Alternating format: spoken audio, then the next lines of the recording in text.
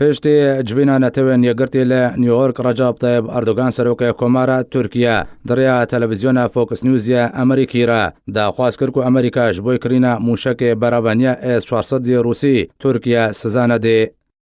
سروک کمارا ترکیه آماده بوی چند دیگر که جبرچه بلغاریا، یونان و سلوواکیا که اندام ناتو نو دهمان دمیده خودان موشکن براونیا S-400 روسی نه و چند لجم امریکا اسایه لیدما کو ترکیه سیستم براونیا S-400 دکره امریکا قبول نکه و دبیجه کو اوی ترکیه سزا بده و گوجی کو چند جی نای قبول کرن.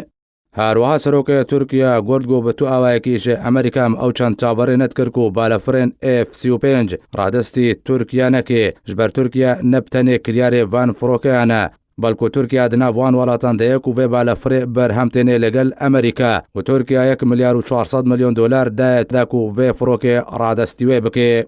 هروها سروک ترکیه آماده بوی چند ذکر کو توالاتک وقت ترکیه روبروی گروپ تروریستی نبوه و ده دما نهاده لالبابو عزاز سوری داعش نهشتنو جیانا اسایی بوان جهان وگراندنا. جدما کو ترکیه رجبونه خواه سرکرین سیستم براونیا S-400 روسی ده خویا کرنو پارچه سیستم S-400 گهشت نه ترکیه. امریکا نرازیبونه خو نشان ده او بردوام دبیجه او سزان بسر ترکیه ده بسپینه.